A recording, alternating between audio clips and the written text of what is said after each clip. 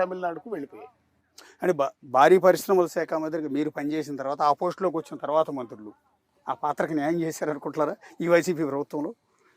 న్యాయం చేసేదానికంటే ఆయన మాటలనే అర్థం చేసుకుంటే కోడిగుడ్డులు ఏందేందో చెప్తాడు కదా. అసలు ఆయన మాటలకు ఆ ఇచ్చినటువంటి దానికి ఎక్కడ పొంతన కూడా ఉండదు.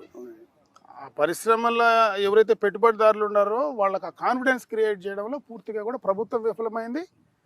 ఆ చేసినటువంటి వాళ్ళు కూడా పూర్తిగా కూడా విఫలమైనారని క్లియర్ కట్గా అర్థమవుతుంది. 2019లో ఓడిపోయి ప్రతిపక్షంలోకి వచ్చిన తర్వాత, అంటే మీ ప్రభుత్వం మీ పార్టీ ప్రతిపక్షంలోకి వచ్చిన తర్వాత పర్టికులర్గా మీ మీద ఎన్ని కేసులు నమోదయ్యాయి, ఎన్నిసార్లు జైలుకి? దాదాపు నాకు 35 కేసులు ఉన్నాయి. 35 నాన్ బెయిలబుల్ కేసులు ఉన్నాయి. ఆర్మ్స్ యాక్ట్ కూడా పెట్టారు.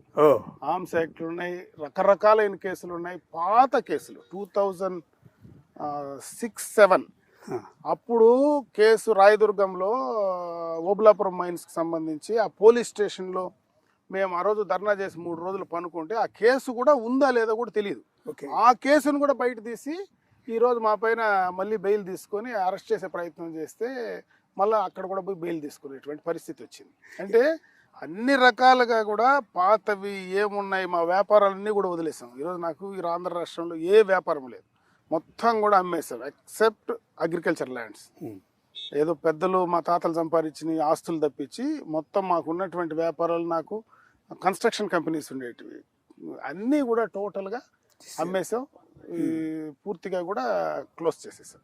మళ్ళీ వైసీపీలోకి వెనక్కి రమ్మని, అంటే ఇన్ని దెబ్బలు తగిలాయి కాబట్టి ఆటోమేటిక్గా మీకు కొంత ఇబ్బంది కలుగుతుంది. మళ్ళీ పార్టీ మారమని వైసీపీలోకి రమ్మని ఏమైనా ఆహ్వానాలు కానీ అట్లాంటివి వచ్చినాయి? లేదు, నా దగ్గర ఏం లేదు. అసలు అటువంటి పరిస్థితి ఎవరు నన్ను అడిగింది లేదు. మనకు అటువంటి ఆలోచన రాదు.